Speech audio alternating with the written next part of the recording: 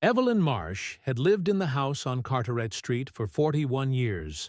She had moved in when Gerald was still alive, when the boys were small enough to need nightlights, and young enough to believe she could fix anything.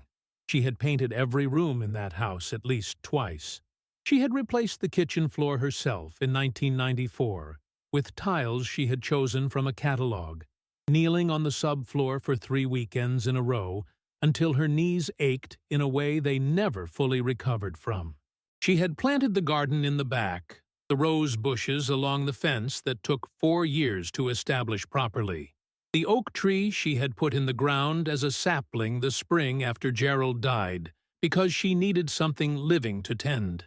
She had refinished the hardwood floors in the hallway in 2001, renting the sander from a hardware store, and learning the technique from a library book, because she was not a woman who paid for things she could teach herself to do. The house on Carteret Street was not hers on paper. It had never been hers on paper. It was Gerald's house, and when Gerald died in 1998, it became, through the terms of a will that Gerald had written in 1987 when the boys were young, and when the idea of any of them ever wanting her gone was not a thought that had any reason to exist. Equally, the property of her 3 sons. Evelyn had known this. She had understood the legal reality of it with the clarity of a woman who pays attention to facts. But legal reality and lived reality are not always the same thing, and for 23 years after Gerald's death, the lived reality was that it was her house. She maintained it. She paid the utilities. She kept the garden. She hosted Christmas and Thanksgiving, and the grandchildren's birthdays in the dining room with the table that seated 12 when you put both leaves in. Her sons were named Douglas, Martin, and Paul. Douglas was the oldest, 52 now, an operations manager for a logistics company in Atlanta, who had the broad confidence of a man who has been successful enough that he has begun to mistake his opinions for facts. Martin was 49, quieter than Douglas, but aligned with him in the way that middle children sometimes align with the loudest person in the room, as a survival strategy that persists long past the age when survival requires it. Paul was 46, the youngest, and the one Evelyn had perhaps been closest to when he was a child, the one who had sat with her in the kitchen while she cooked and talked to her about his day, with the openness that the older 2 had lost somewhere in adolescence. Paul was different now. They were all different now. The conversation happened on a Sunday in October. All 3 of them had come, which Evelyn had thought was because it was Paul's birthday weekend, and she had made the lamb stew he had asked for since he was 7 years old. She had set the table with the good dishes. She had put flowers in the center. She had no indication, none, that the meal she was preparing was the last one she would cook in that kitchen. Douglas spoke.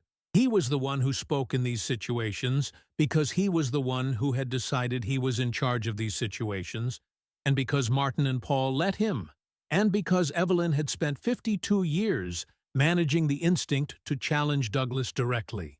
Knowing from long experience, the challenge made him louder and less reasonable, rather than quieter and more so. Douglas said that they had been thinking about this for some time. He said it the way people say things they have rehearsed, with the particular cadence of words that have been arranged in advance. He said that the house was a significant asset. He said that the property market in this part of Ohio had appreciated considerably in the past decade, which Evelyn knew because she read the local paper and was not unaware of the world around her. He said that the 3 of them had spoken to an attorney, which was the moment Evelyn felt the first specific and identifiable cold, not in the room, but in her chest, the place where she had felt the cold before, when Gerald's doctor had called her to come in alone and had closed the door before sitting down. They wanted to sell the house. They had found a buyer. The offer was strong, Douglas said, using the word strong with the satisfaction of someone presenting an obviously correct solution. They needed her to vacate the property within 60 days so the transaction could proceed. She would receive a portion of the proceeds. He named the portion. It was not a third, it was not even a quarter.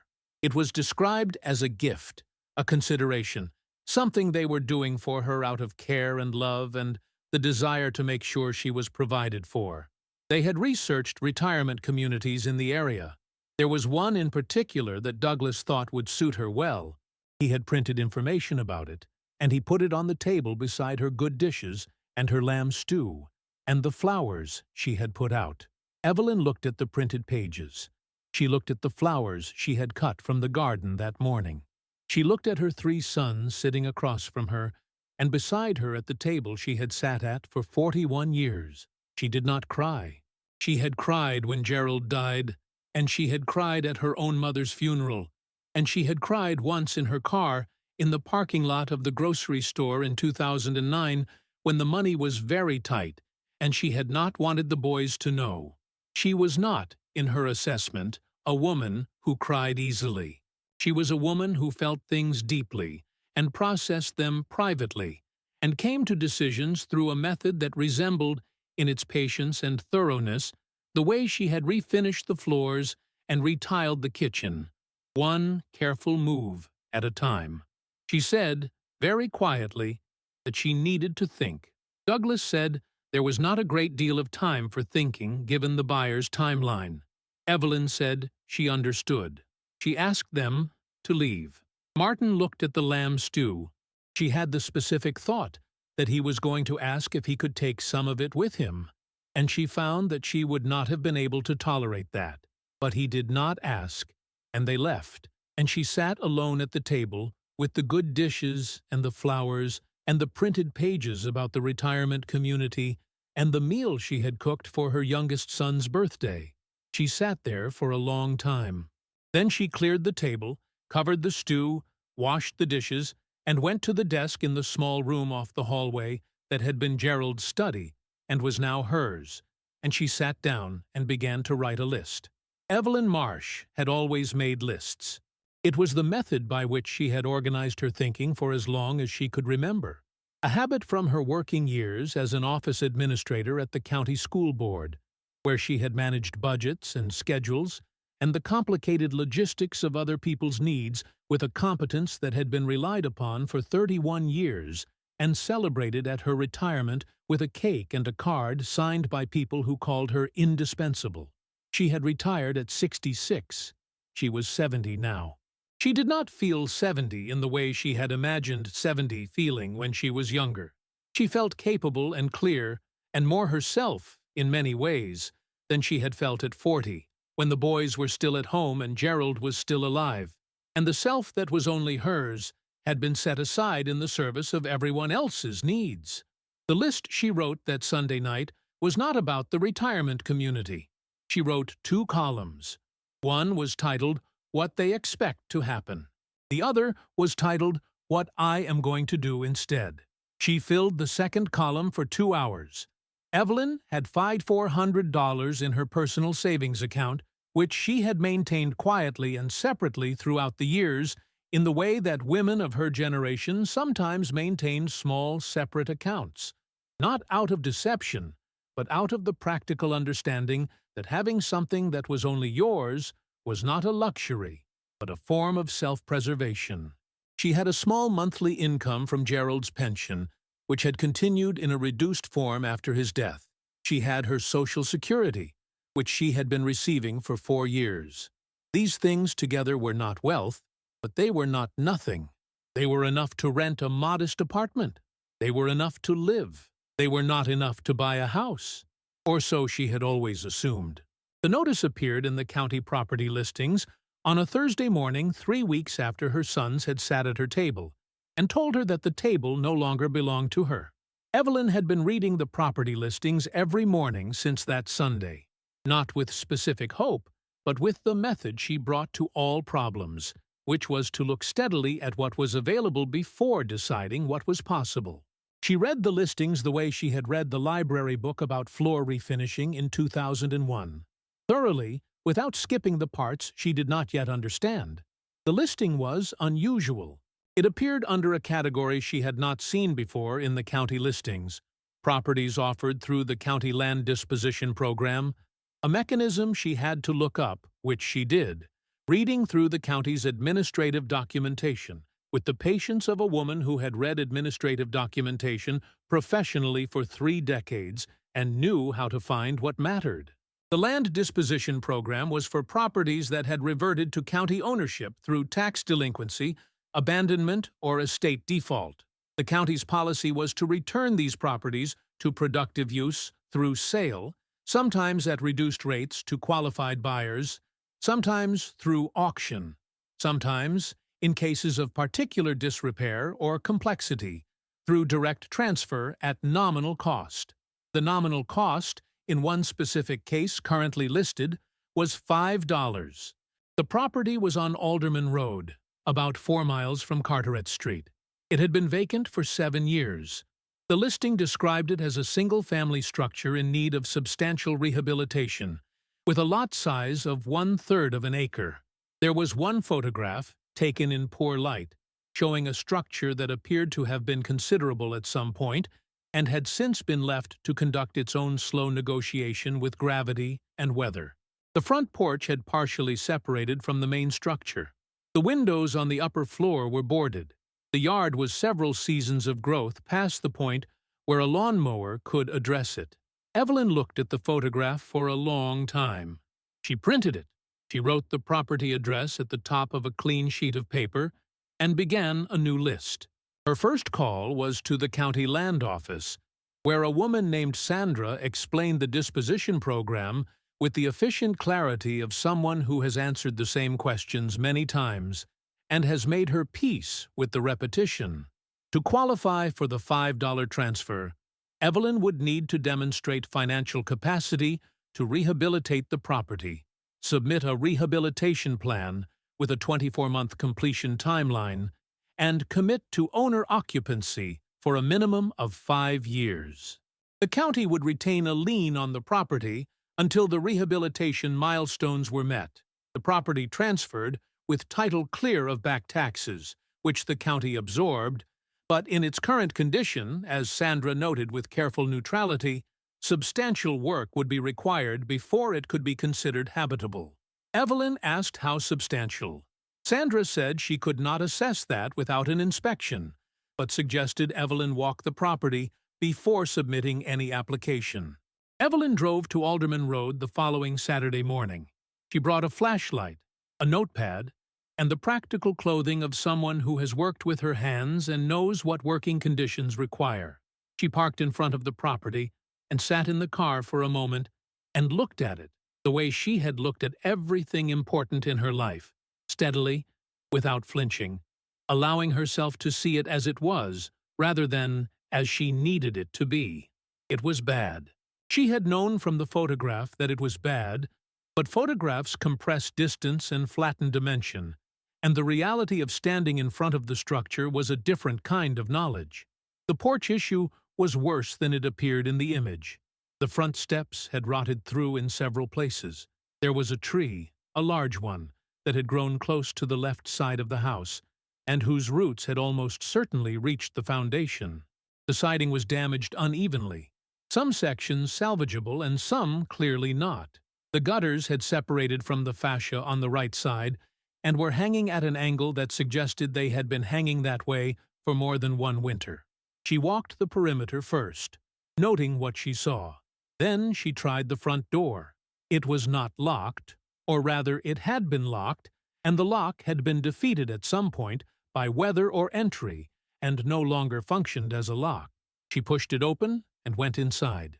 The interior was dim.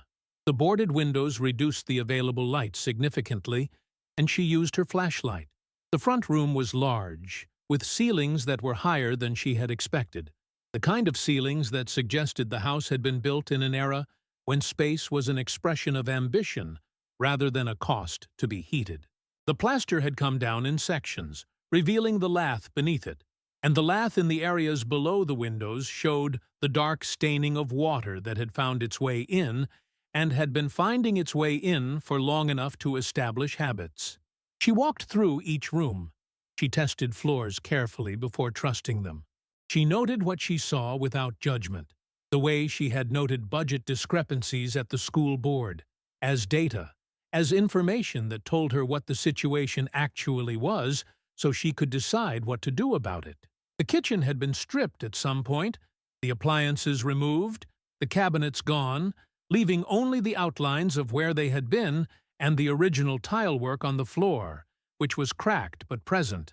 Small black and white hexagonal tiles from what she estimated was the 1920s, still showing the original pattern beneath the grime. She found the staircase intact, which surprised her, and climbed to the second floor where 2 bedrooms and a bathroom existed in varying degrees of distress. The bathroom had a clawfoot tub that she noted with something she recognized, after a moment, as wanting. She had not thought she would want anything in this house. The tub was intact and solid, and the kind of object that was made before the era of making things to be replaced. She stood in the larger of the 2 bedrooms, at the boarded window, and worked the edge of one board loose enough to look through the gap into the back of the property. The yard was deep. There was the structure of a garden back there, invisible under the years of growth, but she could see it in the arrangement of what was overgrown. The paths, the borders, the remnants of beds that had been planted with intention before they were abandoned.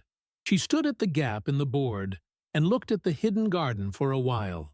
Then she closed her notepad and went back downstairs and outside and sat on the lowest porch step, the one that was still solid, and she did the calculation she had been doing in her head since she first read the listing. She had $5,400. The county wanted 5 of those dollars. That left $5,395, and a house that needed, at minimum, a roof assessment, a structural inspection, electrical work, plumbing work, new windows on the upper floor, and rehabilitation of every interior surface. She was 70 years old, and she had 60 days before her sons expected her to move into a retirement community that had a scheduled activities board in the lobby and a dining room that served meals at fixed hours. She sat on the porch step and thought about Gerald, who had been a practical man, a man who had approached problems the way she did, by looking at them steadily until they showed you where they could be moved. She thought about what he would say if he were sitting beside her on this step. She thought he would say what he had always said when the situation was genuinely difficult. He would say, "What do you know for certain? And what are you assuming?" She made the distinction in her mind. She knew for certain that the house needed work. She knew for certain that she had limited money. She knew for certain that the county program existed and that she qualified for it in terms of age and owner-occupancy intent. She was assuming that the cost of rehabilitation was beyond what she could manage. She was assuming that age was a limitation rather than a context. She was assuming, she realized, that she could not do most of what the house needed herself, which was an assumption she had not tested. Evelyn Marsh had retiled a kitchen floor from a library book. She had refinished hardwood floors with a rented sander. She had replumbed a bathroom sink in 2006 when the pipe under the vanity had corroded, because the plumber's quote was more than she felt was warranted for work she could watch a demonstration of and replicate. She was not a contractor, but she was a woman who had spent 70 years solving problems with the materials available to her, and who had learned that the distance between not knowing how and knowing how was almost always smaller than it appeared. She drove to the library on the way home. She checked out 3 books, one on basic structural assessment for non-professionals, one on old house rehabilitation, one on grant programs for historic property restoration, which the Alderman Road House, built she estimated in the 1910s or 1920s, based on its architectural details, might qualify for. She submitted the application to the County Land Office the following Wednesday. She had spent the intervening days writing the rehabilitation plan with the same thoroughness she had brought to budget proposals at the school board, phased, realistic, with contingencies built in, and with research attached on comparable rehabilitation costs and timelines. Sandra at the County Land Office said it was the most complete application she had received in 6 years of administering the program. The application was approved in 14 days, Evelyn paid $5 for the house on Alderman Road on a Tuesday morning. She paid with a check because she was a woman who kept records. The county official who processed the transfer, a young man named Kevin who appeared to be approximately the age of her youngest grandchild, looked at the $5 check with an expression she found both understandable and slightly satisfying. He asked if she wanted a receipt. She said she very much did. She did not tell her sons immediately. She had thought about whether to tell them and had decided that the conversation she needed to have with them was not the conversation about the house. The house was hers. The conversation she needed to have with them was a different one, and it required preparation. And preparation required time. And time required that they not know what she was doing until she was ready for them to know. She moved out of Carteret Street on a Thursday in November, with 11 days to spare on the 60-day deadline. She moved into the Alderman Road house, which was not habitable by any standard definition. She set up a camp cot in the front room, which had the most intact ceiling. She brought the camp stove she had purchased, the heavy-duty flashlight, the sleeping bag rated to 20 degrees, and the 3 library books. She brought her tools, because she was a woman who had tools. She brought Gerald's toolbox, which she had maintained and used in the 23 years since his death, because she could not imagine leaving it in a house that no longer had her name in it. She called her sons on the evening she moved in. She called them together on a 3-way call, a technology she had mastered without assistance, because she was also a woman who mastered technologies she needed. She told them she had moved out of Carteret Street as agreed, and that she was settled, and that she wanted them to know she was fine. Douglas asked where she was. She said she had found a place. He asked which retirement community she had chosen. She said she had not chosen a retirement community. He said, with the volume that appeared when he was managing something he did not yet understand, that she needed to tell him where she was. She said she would be in touch, and wished them all good night. The first thing she addressed was heat, because November in Ohio is not a month that offers patience on the subject. The furnace was present and appeared to be an age that suggested it might have original parts from the Truman administration, but her examination of it, aided by a YouTube tutorial she watched on her phone sitting on the camp cot, suggested it was operational if questionable. She had it serviced by a heating company whose truck she had seen in the neighborhood, and the technician, a man named Bert, who was perhaps 60 and who looked at the furnace with the expression of someone encountering an old adversary, said it was functional in the way that things are functional when they have decided not to quit purely through stubbornness.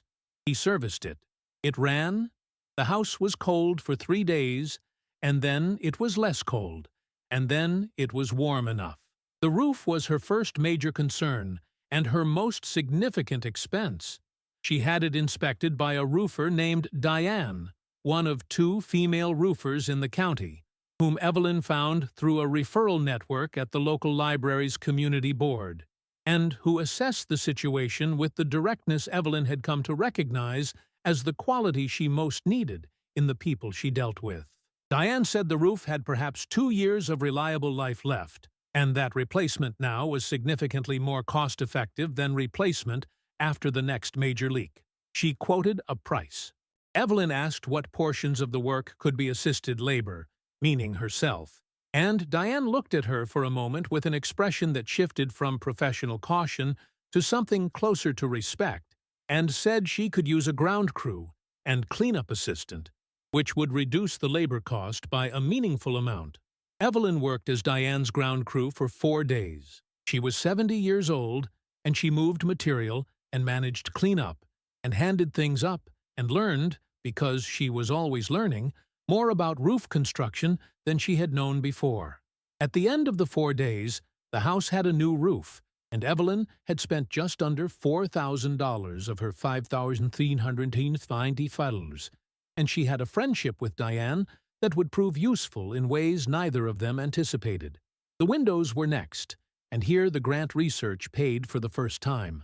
The house on Alderman Road was built in 1919 which Evelyn confirmed through county historical records she located at the library with the methodical research skills of a woman who spent 3 decades finding things in filing systems. A house built in 1919 and listed in the county historical inventory, which the Alderman Road House was, qualified for a state historic preservation grant that covered up to 40% of documented restoration costs for original character windows. Evelyn filed the application herself. She attached photographs and the historical documentation, and a written assessment of the window conditions that was precise enough that the historic preservation officer who reviewed it called her directly to confirm that she had prepared it herself.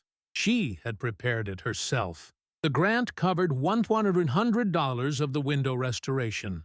She hired a window specialist for the upper floor, where the work required equipment she did not have, and she restored the ground floor windows herself, working through December and into January with the library book and a patience for fine detail that came from 70 years of doing things correctly the first time. Douglas found out where she was in January through Martin, who had driven past Alderman Road at some point for reasons Evelyn did not fully investigate and had seen her car in front of the house. Douglas called her on a Wednesday evening with the volume that indicated he had been storing this call for some time. He said several things in the order that Douglas said things when he was managing what he considered a crisis, which was loudly and with increasing repetition, as if the problem was her hearing rather than her disagreement. He said the house was not safe. She told him the roof was new, and the furnace was operational, and the windows were restored, and the electrical panel had been assessed and updated by a licensed electrician she had hired in December. He said she was 70 years old. She said she was aware of this. He said she could not possibly manage a rehabilitation project at her age. She asked him what evidence he had for that, given that the roof was new, and the furnace was operational, and the windows were restored, and the electrical panel had been updated by a licensed electrician she had hired in December. There was a pause. She recognized the pause as Douglas encountering the specific difficulty of arguing with facts. He said that he and Martin and Paul were concerned about her well-being. She said she appreciated their concern, and that she would be in touch, and wished him good night. The plumbing was the most complicated challenge, not because it was beyond her, but because the scope of what needed doing was larger than any single skill she had yet applied. The original plumbing in the house was a mixture of eras and materials, some original lead pipe, some copper added at various points in the house's history, some sections of plastic added recently being a relative term meaning the last 30 years, and the overall system had the logic of something that had been addressed incrementally by whoever owned the house at the moment a problem appeared rather than planned by anyone with a view of the whole. She spent 2 weeks studying it before she touched it. She drew diagrams. She asked questions at the hardware store, where a man named Phil, who ran the plumbing section, became, over the course of several visits, a source of information she valued, and a person who appeared to develop a genuine admiration for the project she described, giving her increasingly detailed guidance in exchange for updates on how the previous guidance had worked. She replaced what she could replace herself. She hired a licensed plumber for the sections that required permits and inspection, because Evelyn Marsh was not a woman who cut corners on things that required official verification, a principle she had maintained at the school board and saw no reason to abandon now. The plumber's name was George, and he was 68 and had seen many old houses and said this one had good bones, which was a phrase Evelyn had read in the library books, and which, coming from George with his 40 years of experience in these structures, she accepted as the significant compliment it was intended to be. The garden she worked on herself, entirely, through February and March, in the cold and the returning warmth.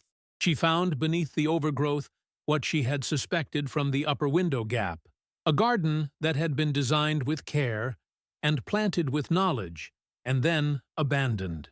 There were perennial beds that had survived the abandonment through the stubbornness of well-established root systems. There were 2 apple trees in the back that she pruned carefully back to productivity. There was a rose bed along the fence that reminded her, with a specific and private ache, of the roses she had planted along the fence on Carteret Street, the ones that had taken 4 years to establish, and that were now, presumably, the property of whoever was buying the house from her sons. She did not think about Carteret Street often. When she did, she thought about it as a place where she had lived, and which had given her what it had to give. And she allowed the thought, and then she set it down the way you set down something heavy when you have carried it far enough, because she had things to do, and the things required her full attention. Martin came in March. He came alone, without telling Douglas he was coming, which Evelyn recognized as significant in itself. He parked in front of the house on a Saturday morning, and sat in his car for a moment before getting out, which she observed from the front room window, and then he walked to the door and knocked. She let him in. He stood in the front room and looked at it. The floors had been cleaned and partially refinished. The walls had been replastered in sections, the worst damage addressed, and she had primed them. The windows let in the March light.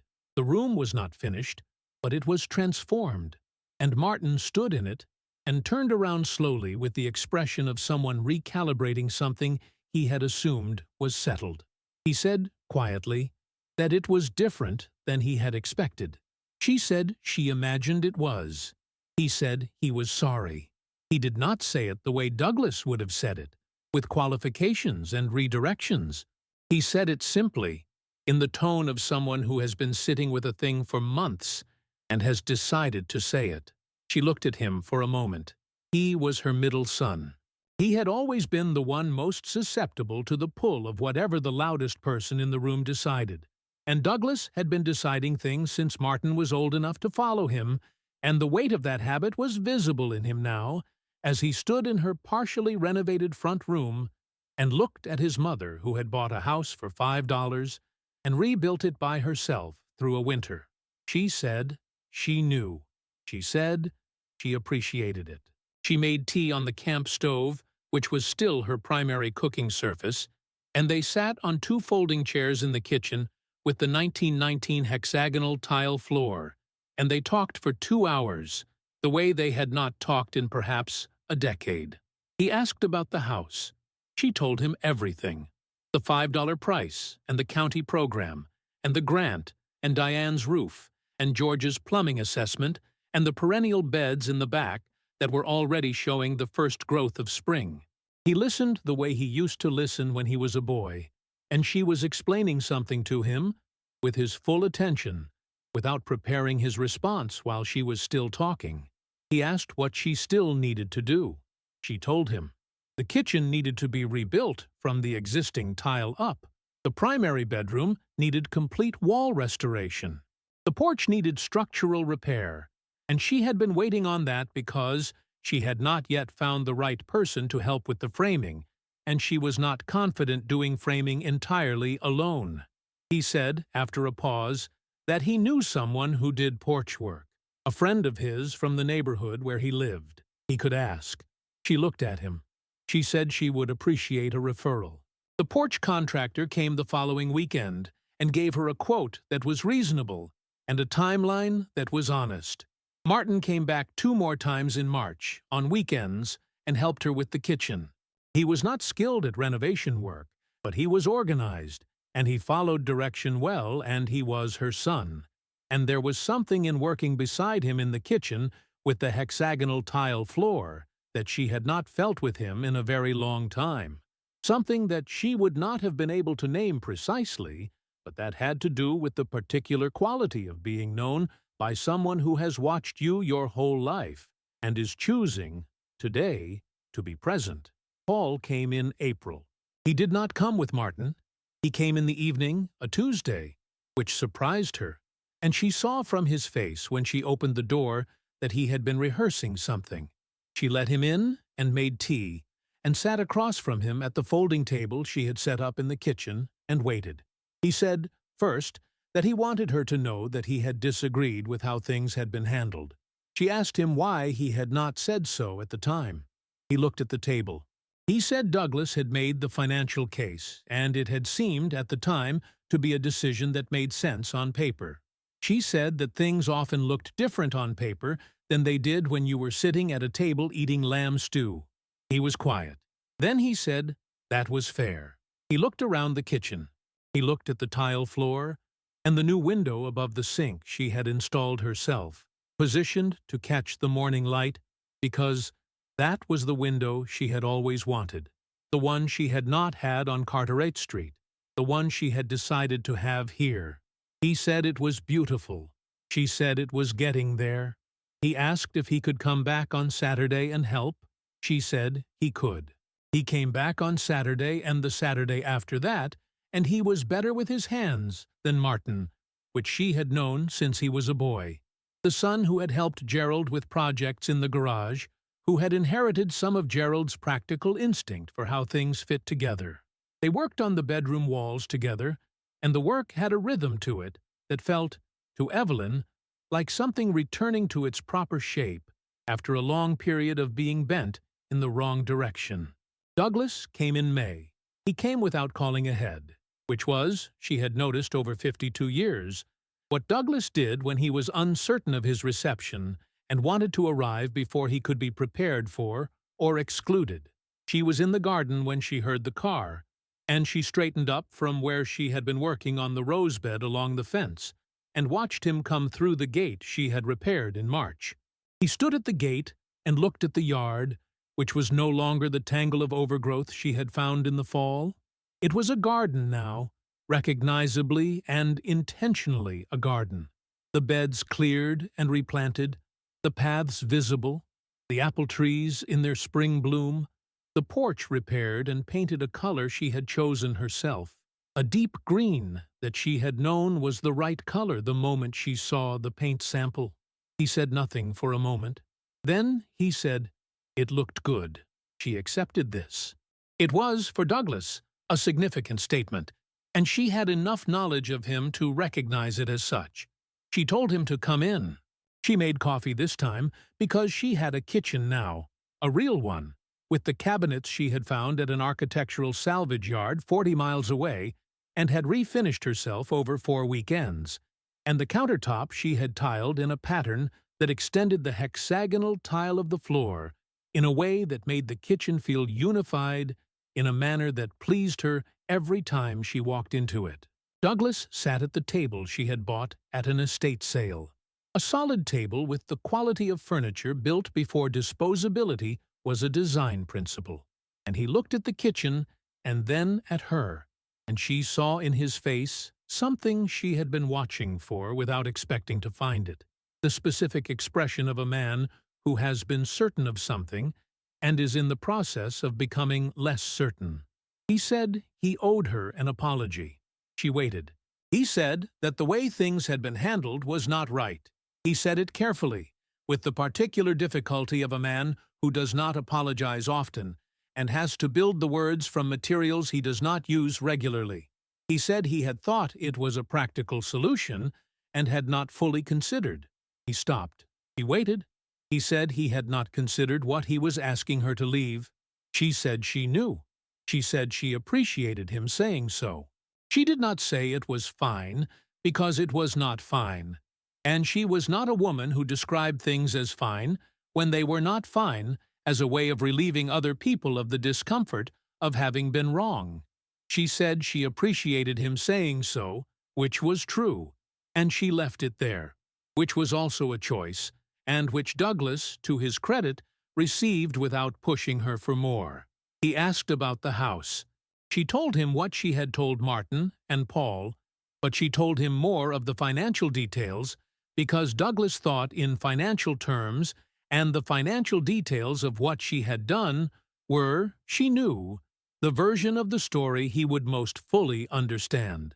$5 for the property, the county program, the historic preservation grant, Diane's roof at reduced labor cost, George's plumbing assessment, the architectural salvage cabinets, the estate sale table he was sitting at, purchased for $45, The total she had spent to date on the rehabilitation of the Alderman Roadhouse was slightly under $7,000, which included the $4,000 roof, and which she had managed through the combination of her savings, the grant, and the careful application of the principle she had always applied to everything, which was that knowing how to do something yourself is the most reliable form of financial independence there is.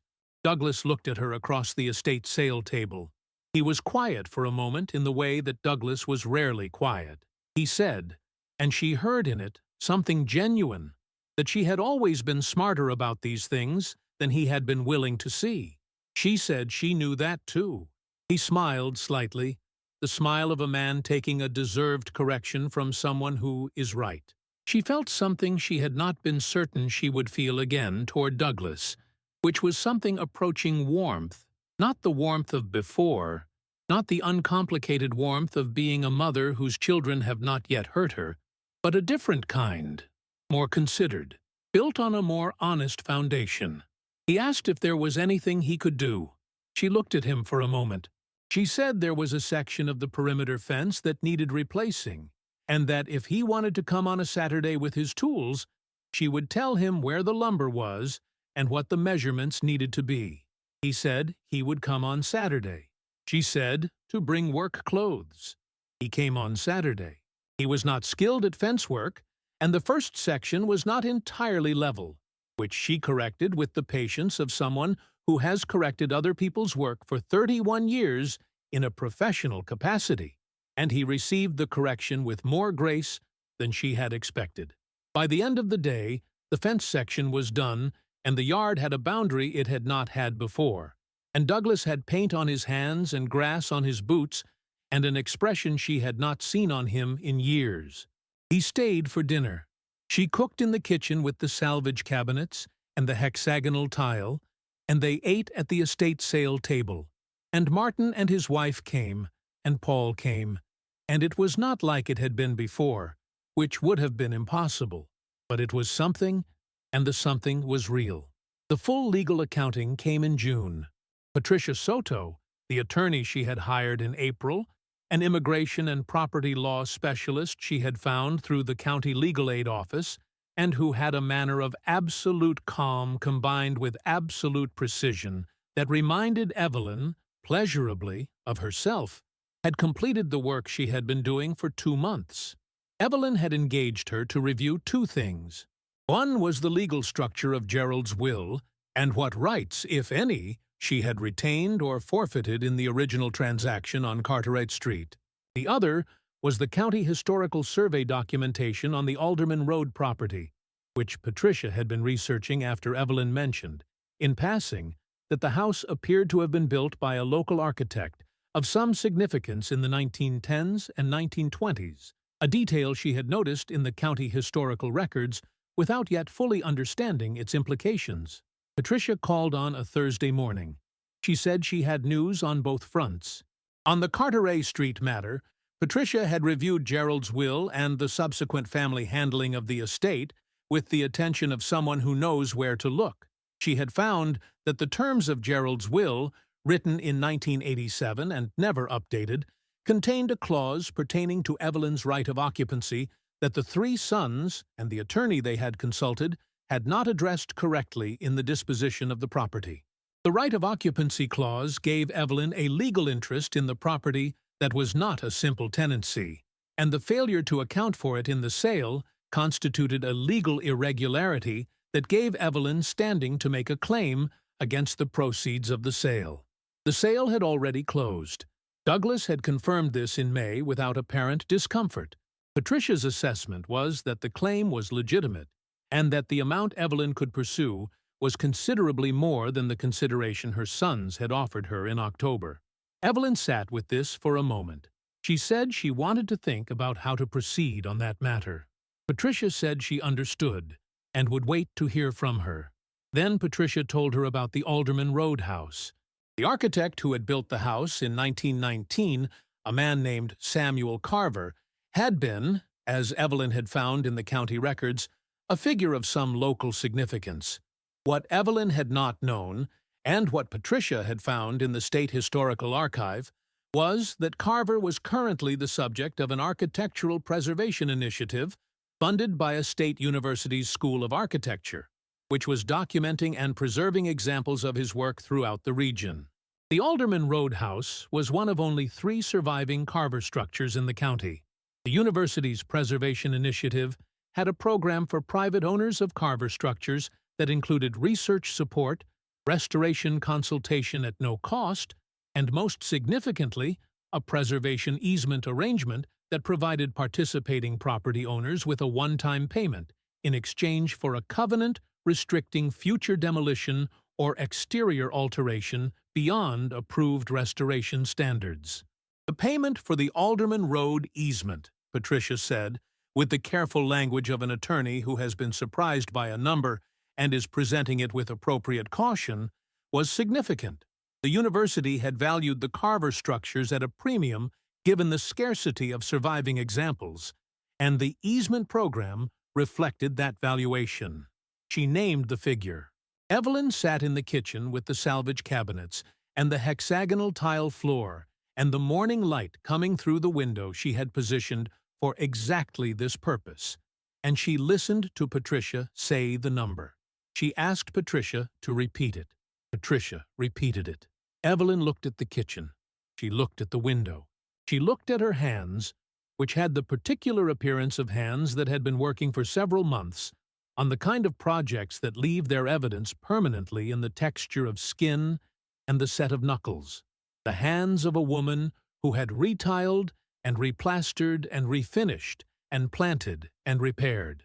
The hands of a woman who had paid $5 for a house that a university's School of Architecture had determined to be a culturally significant structure worth preserving. She thanked Patricia and said she would call her back that afternoon. She went to the garden and she sat on the bench she had built in the corner of the yard where the afternoon light fell best. A bench she had built herself from lumber and hardware and a YouTube tutorial. Not perfectly, but solidly, because she had learned from Gerald and from 70 years of doing things herself that solid was what mattered, that perfect was a distraction from solid. She sat on the bench and looked at the garden that had been buried under 7 years of abandonment, and that was now, in the June light, as close to what it had been designed to be as her months of work had been able to bring it. She thought about October, the Sunday dinner table, the good dishes, the printed pages about the retirement community placed beside her lamb stew by a son who had mistaken her quietness for the absence of plans. She thought about Gerald, who had always said that the best thing you can do for yourself when someone underestimates you is let them, because the gap between what they expect and what you actually do is the space where you live your life freely. She thought about the $5 check, which she had kept a copy of, because she was a woman who kept records. She called Patricia back and told her to proceed on both matters. On the Carteret Street claim, she wanted the full legal amount assessed, and she wanted it handled properly, not aggressively, properly, because she was not a woman who sought to damage her sons, but she was also not a woman who was going to decline what was legally hers out of the confusion of love and deference that had led her to accept a printed retirement community brochure beside her lamb stew without immediate objection. She wanted what the law said she was owed. She wanted it accurately calculated and properly documented and handled in the manner that Patricia, who did not waste words, determined was most appropriate. Patricia said she understood. She said it would be handled. On a Saturday in July, all 3 of her sons came. Martin and Paul came in the morning and helped her finish the final section of the bedroom restoration, the plaster work she had been doing in stages since spring. Douglas came in the afternoon with his wife, which was the first time his wife had come, and they walked the property together, the garden and the porch and the kitchen with the hexagonal tile, and Douglas's wife, a woman named Carol, who Evelyn had always liked more than Douglas deserved, said it was the most beautiful renovation she had seen in a house of this age and meant it in the way that people mean things when they are not managing a conversation, but simply responding to what is in front of them. They had dinner at the estate sale table with 2 extra chairs brought in from the porch, and the food she had cooked in the kitchen that was now fully hers, a kitchen she had built from a stripped shell, and a 1919 tile floor, and salvage cabinets, and the window she had always wanted. And the conversation was not easy in the way that conversations are not easy after real things have happened, but it was honest, and it was present, and it was in her house, which was the only thing she had wanted it to be. After dinner, when Douglas and Carol had gone and Martin and Paul were finishing the dishes with the comfortable ease of people who had been in this kitchen enough times now to know where things went, Evelyn went to the garden. The June light was going, turning gold, and then amber over the apple trees and the rose bed, and the fence that Douglas had helped her build, the fence that was not entirely level in the first section, and that she had corrected without drama. She sat on the bench she had built in the corner, where the afternoon light fell best, and she thought about what the next year would bring, the university consultation, which she had already begun, the architects coming in August to document the house with a thoroughness that had initially surprised her and then had not, because she had always known, even when she had no particular basis for the knowing, that the house on Alderman Road was something worth looking at carefully. The easement payment, which would arrive in the fall and which would change what was possible in ways she had not yet finished imagining. The Carteret Street resolution, which Patricia was handling, which her sons knew about now because she had told them, directly, in the same tone she had used when she found the limitation in the school board's filing system in 2003, and had addressed it without drama, but without apology either. Douglas had been quiet when she told him. Martin had said he understood. Paul had said he was glad she was pursuing it. She sat on the bench, and she thought about the retirement community brochure on the table beside the lamb stew. She thought about what Douglas had said in October, that the house was a significant asset. He had meant Carteret Street. He had not imagined that 6 months later he would be sitting in a kitchen in a house his mother had bought for $5 that a state university's School of Architecture was describing in formal preservation documentation as an exceptional surviving example of early 20th century regional residential architecture. She had not imagined it either. She had only known, sitting on the porch step on that Saturday morning in November, with the notepad and the library books and Gerald's toolbox in the car, that the gap between what people expected and what she actually did was the space where she lived her life freely. She was 70 years old. The garden was coming into the best version of itself it had been since whoever had planted it with care and knowledge had been present to tend it, and now she was present, and she intended to stay. The apple trees would need attention in the fall. The rose bed along the fence would need to be divided in the spring. The bench she had built was solid, and she intended to be sitting on it for a considerable number of years yet. She sat in the amber light and felt, with the specific and unhurried quality of a thing that has been a long time arriving, that she was exactly where she was meant to be, not because someone had given her a place, because she had looked at what was available and decided what was possible and done the work, one careful move at a time, the way she had always done everything, the way she would continue to do everything, for as many mornings as she had remaining, in the house that had been a condemned shell and was now hers, entirely, and on paper, and in the deed with her name on it, and no one else's claim. Hers.